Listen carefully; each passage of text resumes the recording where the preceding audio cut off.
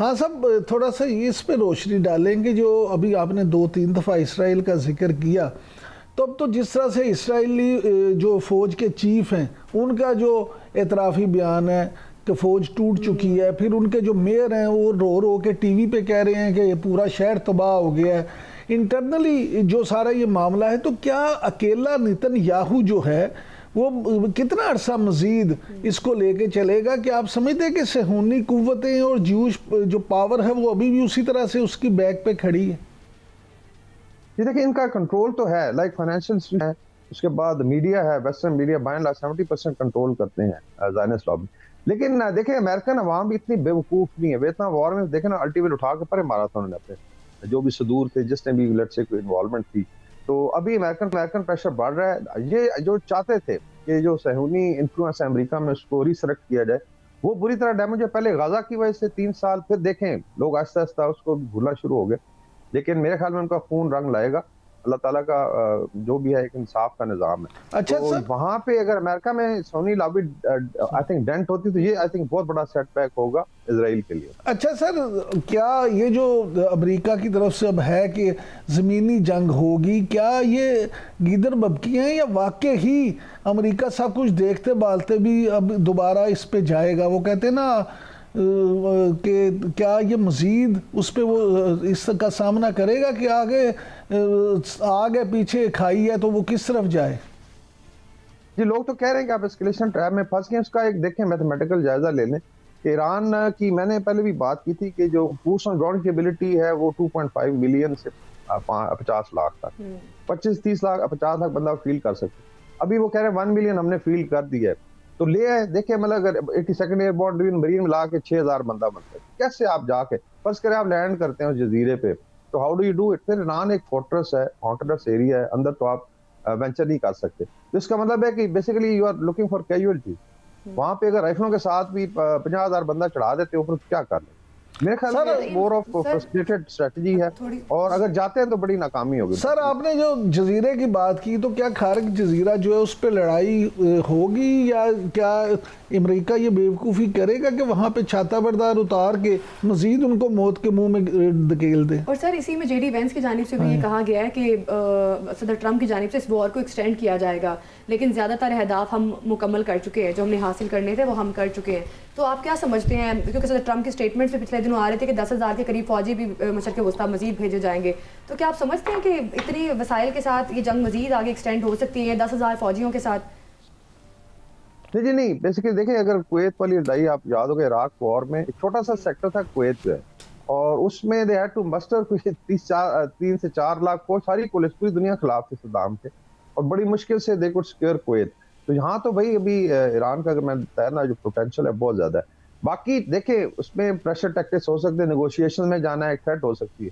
Militarily it looks like impossibility. बाकी ठीक है, बेवकूफ अगर है कोई लीडरशिप इनकी या इनके जो प्रो ज़ायनिस्ट है, they want to push it, उसका फायदा क्या होगा कि आप जाके लेट से लैंड करते तो बैठ के झंडा लगाएंगे, और वो भारत वाली स्ट्रेटजी है कि आपने मीडिया पे लड़ाई जीतनी है, ऐसा नहीं होगा, और उसमें बहुत सारा लॉसेस होंगे। लोग ऑलरेडी एडवाइस कर रहे हैं। अच्छा सर, अब देखें वक्त के साथ साथ ईरान की सपोर्ट में मुसलसल इजाफा हो रहा है।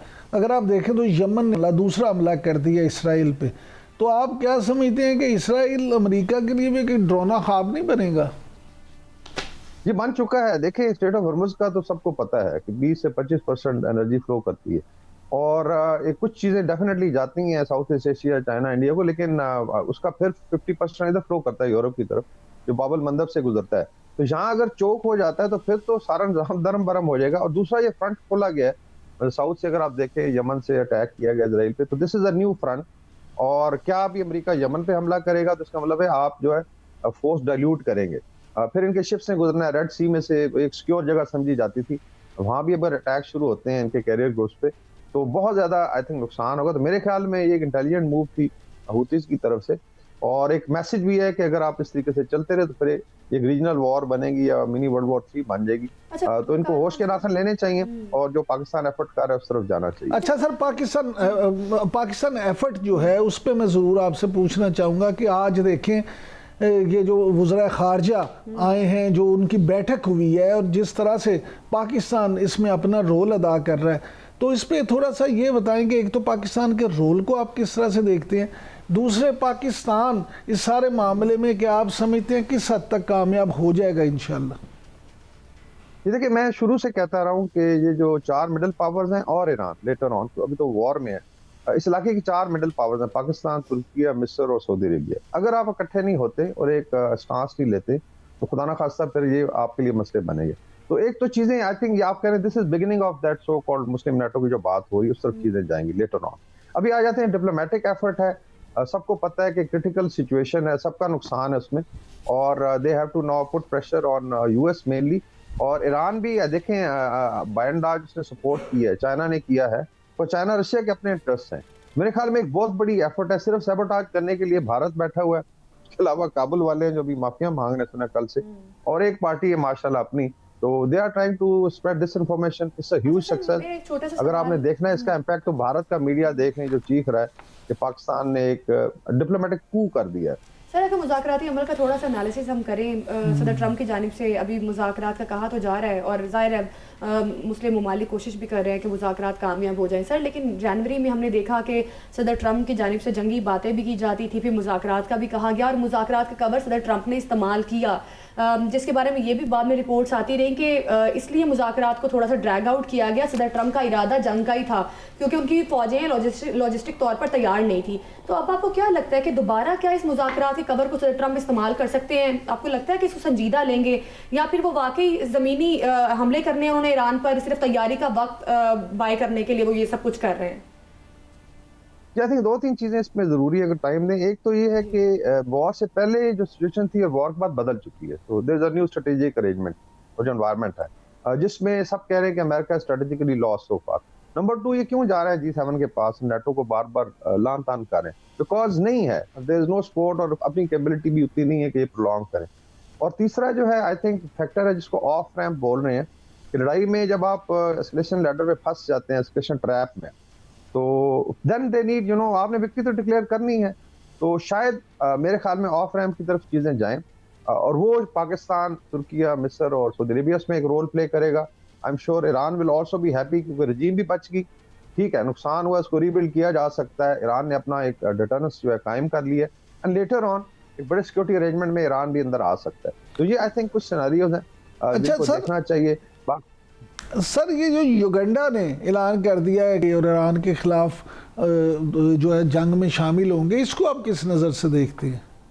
युगांडा कर ले, युगांडा जो है अपना आगे, बिकॉज युगांडा का आई थिंक किस जमाने में इनके साथ अच्छी रही है रिलेशनशिप। आई डोंट नो मुसोविनी साहब जो है किस तरफ चले, लेकिन मेरे पास इसकी कोई इतनी डिटेल इंफॉर्मेशन नहीं है कि क्या, लेकिन बाय एंड लार्ज अफ्रीका में एक पैन अफ्रीकन और एंटी ज़ायनिस्ट वेव चल रही है। वेस्ट अफ्रीका में आप चले जाएं, नाइजीरिया में चले जाएं, वहाँ पे एक अवेयरनेस है कि ये क्योस जनरेटर हैं और बेसिकली दे आर हेलमेंट। बाकी ये आई थिंक ज़ायनिस्ट मीडिया का भी एक वो हो सकता है, आप कह लें कि एक शोशा छोड़ा गया हो, तो क्या सपोर्ट ले लेंगे युगांडा से, मतलब बेसिस दे देगा उनको, या उधर से युगांडा की फोर्स बुक करके आ जाएगी? ठीक है, ठीक है, बहुत शुक्रिया आपका। ब्रिगेडियर रिटायर्ड वक़ार खान साहब हमारे साथ मौजूद थे और हमें बता रहे थे कि आने वाले कुछ दिनों में मुमकिन तौर पर क्या हालात बन सकते हैं।